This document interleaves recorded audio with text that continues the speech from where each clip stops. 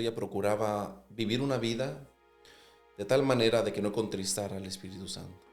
Y ella decía, el Espíritu Santo es mi amigo. Y estas referencias que ella hacía sobre el Espíritu Santo, ella decía, es que yo ya tengo una relación tan íntima con Dios que yo considero al Espíritu Santo, quien es mi comunión ahora con el Señor, como mi amigo. Y ella decía, hablo de tal manera de que no vaya a hacer algo para ofender a mi amigo. Cuando me subo a los escenarios, a los altares, a estas grandes plataformas, ella decía, subo a ese lugar con mi amigo, el Espíritu Santo, y procuro que todo mi mensaje sea siempre conforme a la voluntad de Dios, exaltando a Cristo Jesús, Gloria a Dios. diciéndole a la gente que debe ser llena del Espíritu Santo, pero nunca olvidó el mensaje principal que era el Señor Jesucristo, que la salvación es a través de Él, A través. que el Espíritu Santo está para darnos esta confianza, que el Espíritu Santo es la garantía que tenemos los creyentes de que seremos salvos, pero la relación realmente tuvo una relación tan profunda con Dios que cuando uno la escucha hablar dice, wow, verdaderamente esta mujer, las palabras que habla realmente las vivía, realmente las creía y amaba con todo su corazón a Dios. En parte de sus testimonios ella dice, y lo digo esto porque ella tenía tan profundo amor que mientras hablaba sobre Dios, ella lloraba constantemente y decía, yo en una ocasión le dije al Señor, eh, Señor, yo no tengo nada para darte. Ella decía, muchas personas nacen con ciertos talentos, Sí. con cierta gracia para hacer algunas cosas, pero ella decía, yo siento que yo no nací con nada. Ella decía, yo siento que no tengo gracia para nada, que no soy buena para hacer realmente nada. Y en una oración ella lo cuenta, dice, yo en una ocasión alcé mis ojos al cielo y le dije al Señor, Señor, si tú puedes tomar la nada y hacer algo con la nada, tú puedes tomar mi vida y usarme. Y ella dijo, Señor, lo único que yo tengo para darte es mi corazón. Todo mi amor, es mi amor. Ella decía, lo único que yo puedo entregarte es mi corazón lleno de amor por ti.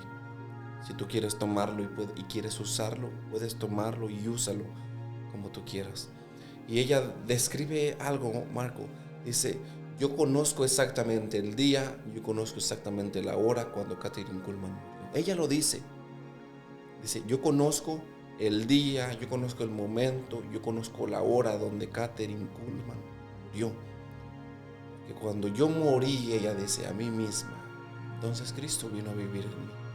Y el poder del Espíritu Santo se empezó a mover en mí y a hacer todas las cosas que hace. Pero ella dice, cada vez que yo subo a una plataforma para predicarle a la gente, Marcos, y esto es ya estando ya en su parte grande, ella decía, cada vez que yo subo a una plataforma para predicar, antes de subir a ese lugar, yo he muerto 1000 veces diariamente. Todos los días, ella decía, tengo que morir 1000 muertes. Todos los días. Cuando ella se negaba a hacer algo que era pecado, ahí moría una vez. Cuando ella en sus deseos carnales quería hacer algo, ella decía, muero otra vez.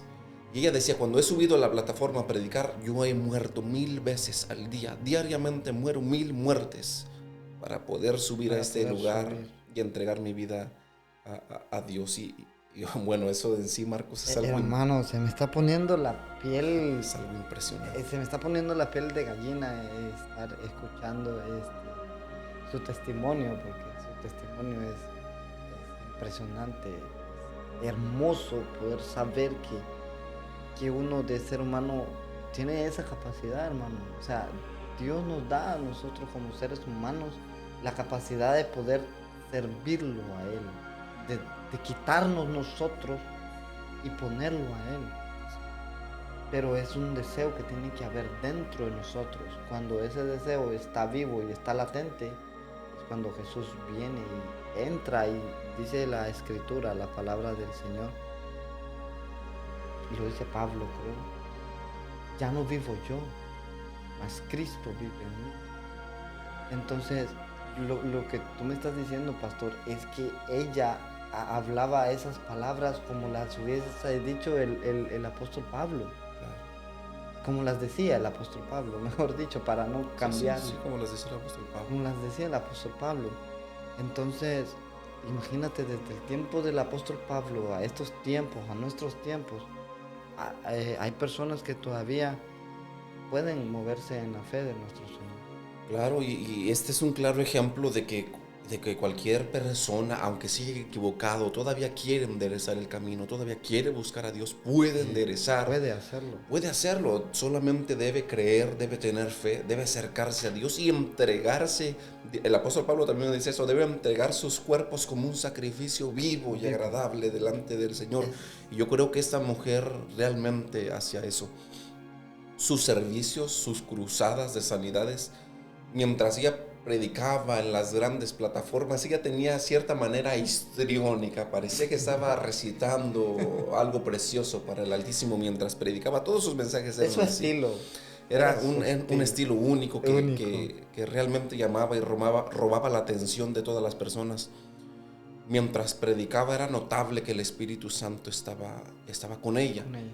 Mientras predicaba, de pronto interrumpía sus mensajes porque el Espíritu Santo le empezaba a decir, alguien está siendo sanado ahora mismo de un oído, en aquella parte del estadio, en aquella parte de las gradas, está siendo sanada del oído, levante la mano y venga por favor para...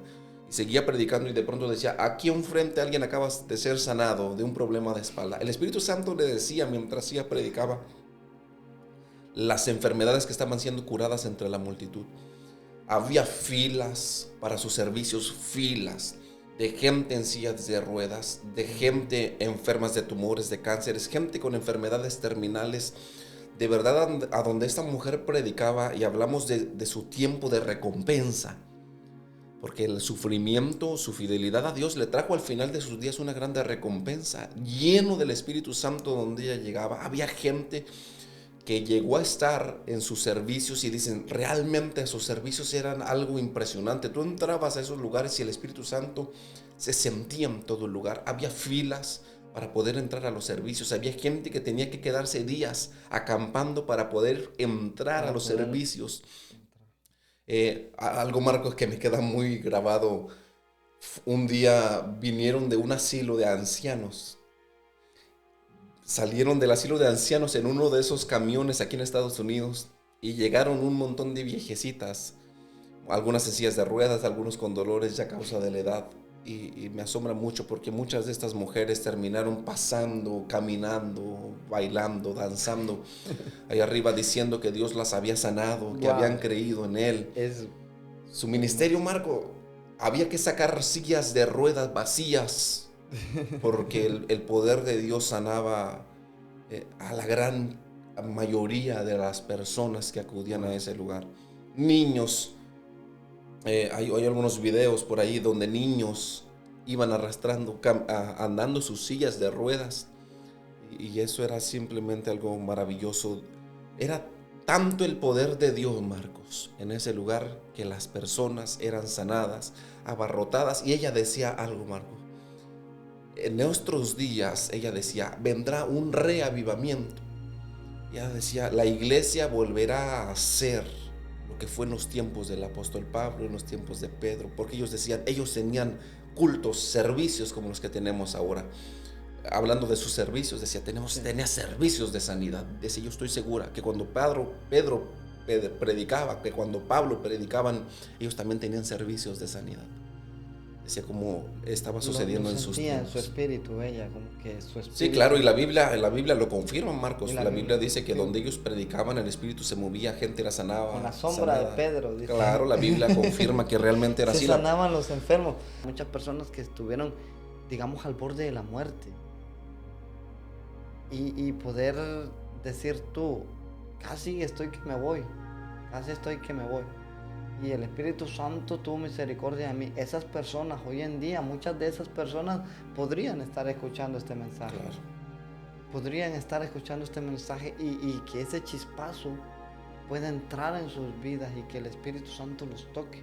Por supuesto, la razón, Marcos, precisamente de que hablemos sobre estos hombres, sobre estas mujeres de avivamiento, es precisamente provocar a los creyentes, a la gente que nos vaya a escuchar, incluso a nosotros mismos nos provoca esta fe de decir, realmente si nosotros creemos en Dios y confiamos en Él con todo nuestro corazón y hacemos las cosas que Él dice que hagamos, orar, ayunar, amar, perdonar.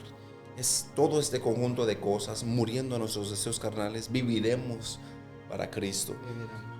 Todo el ministerio, Marcos, de esta mujer estuvo, ella hablando de este apogeo, de este tiempo de gloria en sus servicios. Siempre decía algo, en todos sus servicios de sanidades, siempre decía esto, Marcos: yo no tengo poder para sanar a nadie. Ella hablando de sí misma decía: Kathryn Kuhlman, entiendan bien esto, Kathryn Kuhlman nunca ha sanado a nadie, porque yo no tengo el poder para sanar a nadie. Y ella decía: por favor, dejen de llamarme la mujer que sana por la fe. Había otro grupo de personas que decían que ella lo que hacía ella era una cuestión mental, que era dominar la mente para sanar el cuerpo.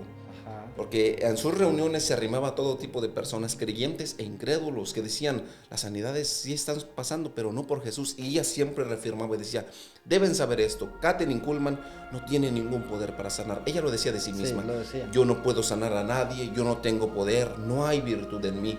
Ella decía: deben reconocer que Dios mismo hace estas cosas. El poder más grande que existe es Dios. Dios sana a las personas, Dios da vista a los ciegos, hace que los paralíticos se levanten. Es Él. El poder del Señor. Algo impresionante del ministerio de Kathryn Kuhlman es que a sus servicios de sanidades, donde ella decía que Dios era el que hacía todas las sanidades, donde ella decía que todo era para honrar a Jesucristo, que era por el poder del Espíritu Santo, y ella decía: yo no hago nada en realidad. A sus servicios no solamente iban creyentes, y usted que nos está escuchando debe escuchar esto y alegrarse, porque a sus reuniones iban periodistas, y no eran creyentes los periodistas. Iban periodistas, iba gente con el propósito de ver qué es lo que sucedía. Iban doctores, ella tenía doctores. Ella invitaba a doctores que viniera a certificar que los milagros que estaban pasando eran reales. Sí. O sea, tal era la fe de esta mujer que a sus servicios llamaba a doctores y les decía: vengan especialistas y vean que los milagros que están sucediendo son reales.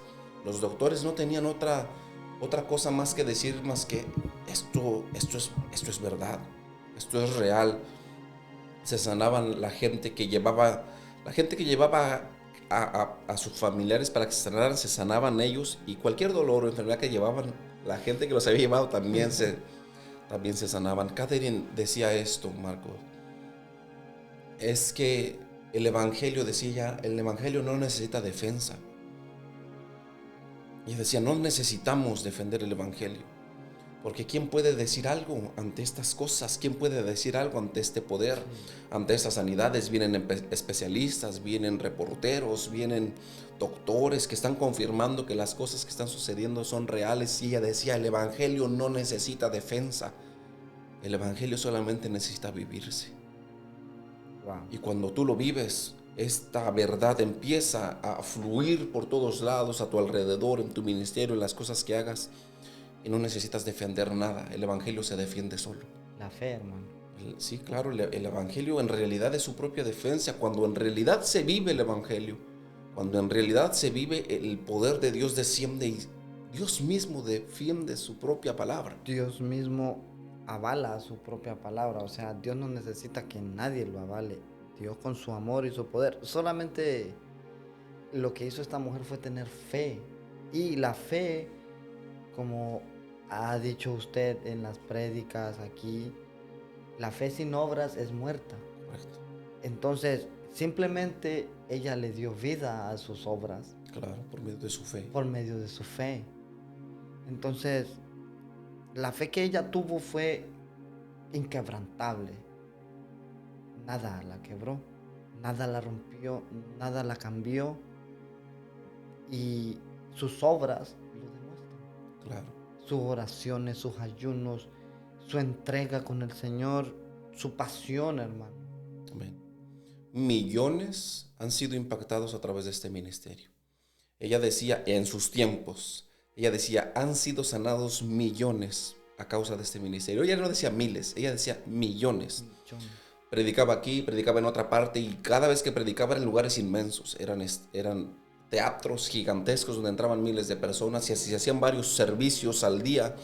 Entonces ella decía, este ministerio, a causa de ese ministerio se han sanado millones de personas. Y vuelvo a decir esto, ella decía, el evangelio no necesita que nadie lo defienda. El evangelio se defiende solo.